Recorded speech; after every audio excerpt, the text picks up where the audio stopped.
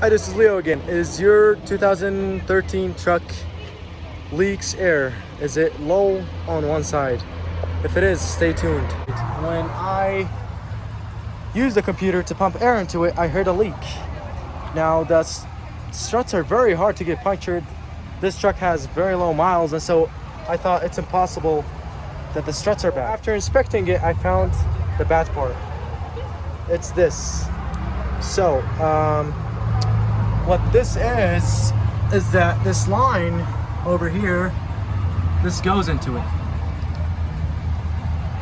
And then it goes into the strut.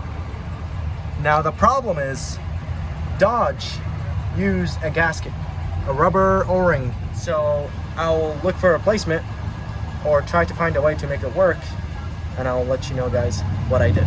Stay tuned.